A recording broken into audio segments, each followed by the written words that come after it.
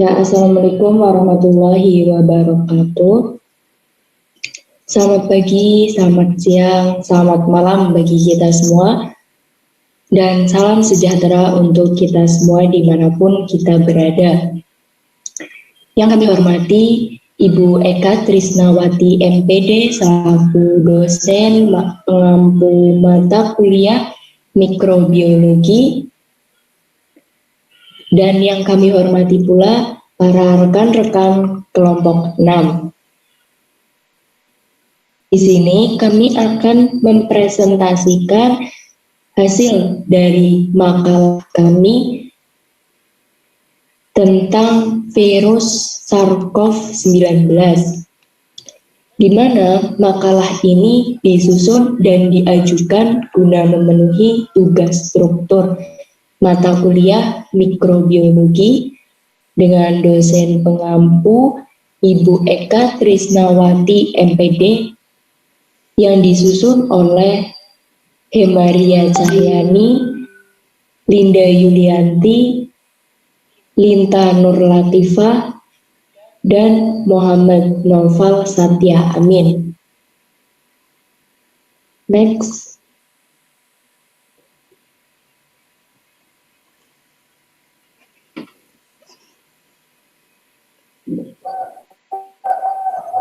Ya, apa sih yang akan menjadi topik pembahasan dalam presentasi kali ini? Yang pertama ada sejarah munculnya virus SARS-CoV-19. Yang kedua ada pengertian dari virus SARS-CoV-19. Yang ketiga ada ciri-ciri dari virus SARS-CoV-19. Yang keempat ada siklus hidup dari virus SARS-CoV-19. Yang kelima ada jenis virus SARS-CoV-19. Yang keenam ada cara penyebaran virus SARS-CoV-19. Dan yang terakhir ada cara pencegahan dan juga pengobatan dari virus SARS-CoV-19.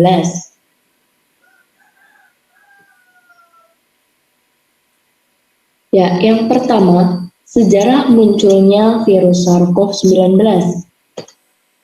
Tidak heran dan tidak asing lagi untuk sekarang munculnya virus SARS-CoV-19 itu dimulai dari bulan Desember 2019 lalu. Wabah pneumonia yang disebabkan oleh virus corona terjadi di Wuhan, China. Wabah ini dimulai dari tanggal 30 bulan 12 tahun 2019 lalu, yang mana tanggal tersebut muncul wabah pneumonia. Dilanjutkan wabah ini menyebar begitu cepat hingga seluruh dunia. Pada tanggal 30 Januari 2020, WHO menyatakan wabah SARS-CoV ini sebagai kesehatan masyarakat darurat dari kepedulian internasional. Pandemi ini menjadi duka dan beban yang sangat berat bagi masyarakat dunia dan Indonesia.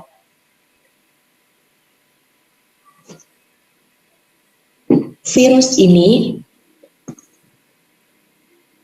terus berlanjut hingga tanggal 30, tanggal 7 Januari 2020, sampai tanggal 12, 19, 31, bahkan sampai detik ini, sampai sekarang, virus corona ini terus bermutasi, terus bertambah. Di sini ada pengertian virus SARS-CoV-19. Coronavirus merupakan sekumpulan virus dari subfamili Orthocoronavirinae dalam keluarga Coronaviridae dan Odonidovirales yang menyerang dari saluran pernafasan. Di akhir tahun 2019 telah ditemukan perkembangbiakan virus corona yang lebih mematikan yang disebut coronavirus disease atau COVID-19. Virus ini masih bersaudara dengan penyebab Severe Acute Respiratory Syndrome atau SARS dan Middle East Respiratory Syndrome atau MERS. Dalam perkembangannya, virus bermutasi dengan jenis baru yang ditemukan pada akhir 2019 yang disebut COVID-19.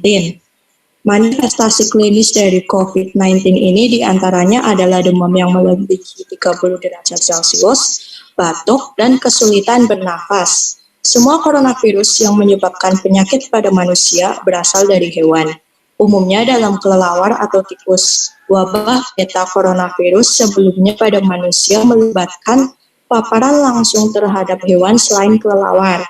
Adapun SARS-CoV merupakan virus yang berasal dari kelelawar dan terenggiling.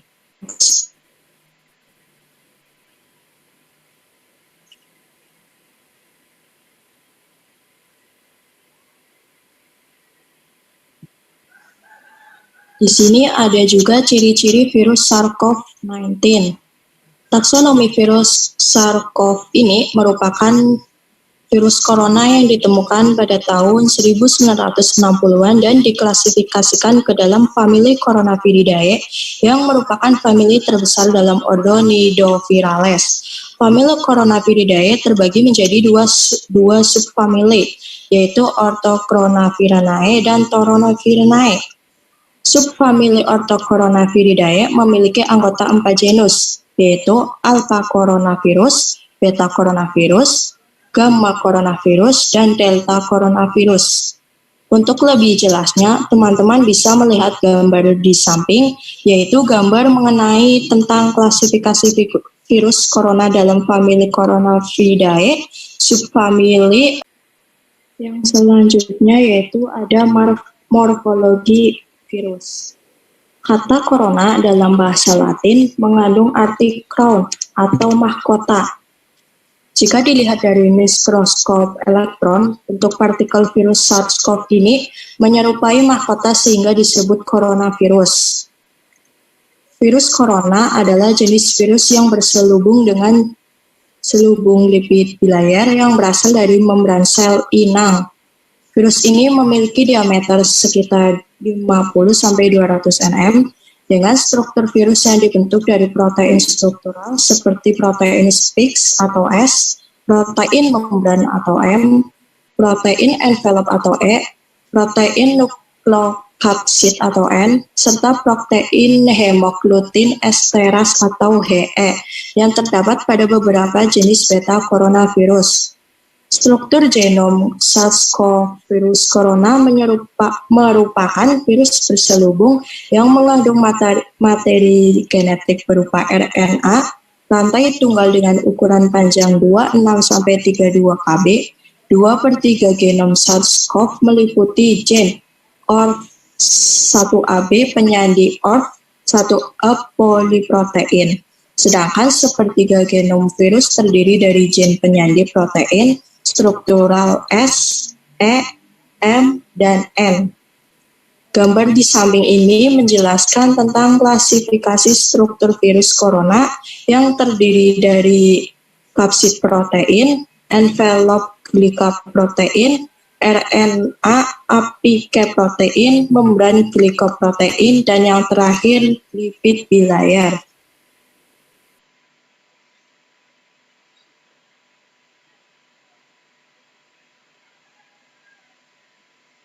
Luar sel organ inang. Kemudian akan berikatan dengan acidovirus yang ditranslokasikan ke endosom di mana protein S dipotong untuk mengaktifkan fusi.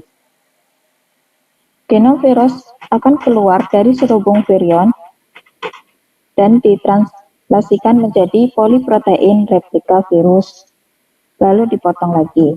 Nah, untaian negatif RNA itu akan digunakan untuk genom RNA, penggabungan kompleks virus di dalam sitoplasma.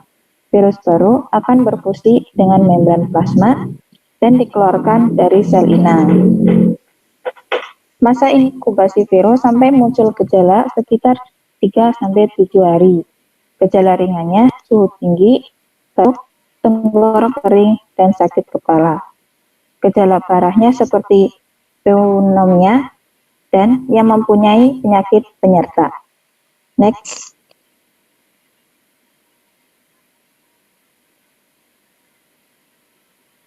Di sini ada jenis virus SARS-CoV-19. Yang pertama ada Alpha coronavirus atau biasa disebut juga human coronavirus 229E dan beta coronavirus atau human coronavirus AC43. Lalu ada human coronavirus NL63 dan human coronavirus HKU1.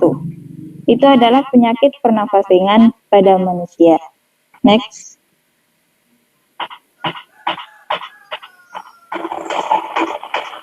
Lalu ada MERS-CoV dan SARS-CoV. Ini adalah sindrom penyakit berat pada manusia. Dan yang terakhir, di situ ada SARS-CoV-2, yaitu penyebab pandemi di tahun 2020. Next.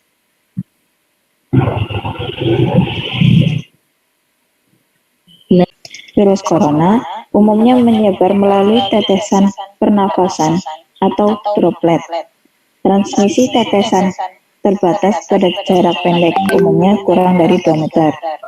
Ada pula transmisi melalui rute udara, mengakibatkan tetesan yang jauh lebih kecil yang dapat melayang dan bergerak dengan jarak yang lebih jauh karena terbawa udara.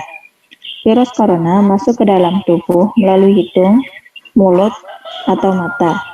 Perjalanan penyakit dimulai dari masa inkubasi yang lamanya sekitar 3-14 hari. Yang pertama itu ada pengikatan AC2 ke sel inang. Lalu melepaskan RNA yang kemudian akan bereplikasi. Lalu hasil aplikasi tersebut akan bergerak ke tepian luar sel. Akibatnya, setiap sel yang terinfeksi bisa melepaskan jutaan replika virus. Next.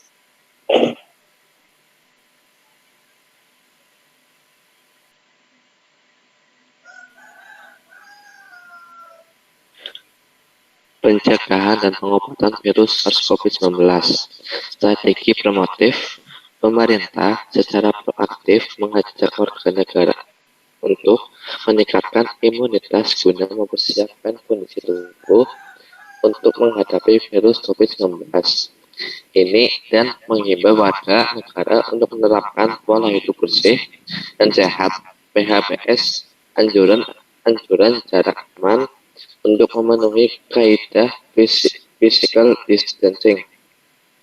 Strategi preventif jika negara lain menerapkan karantina wilayah atau lockdown, pemerintah Indonesia melalui Kementerian Kesehatan menerapkan kebijakan pembatasan sosial berskala besar (PSBB).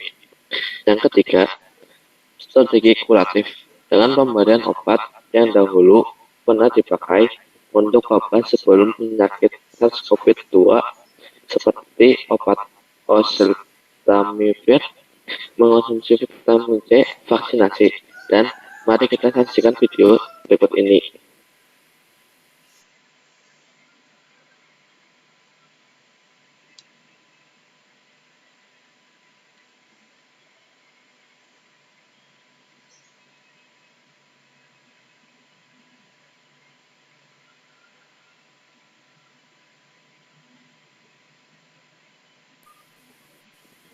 Ya, ini merupakan tentang pencegahan COVID-19. Mereka harus bekerja dengan orang sekitar. Jadi, masa untuk semua. Kita juga harus menjaga jarak atau social distancing, mencuci tangan dengan sabun di air mengalir, menghindari kerumunan, mengurangi mobilitas, dan ayo cegah penyebaran COVID-19 dengan 5M. Selain 5M, jangan lupa untuk melakukan vaksinasi.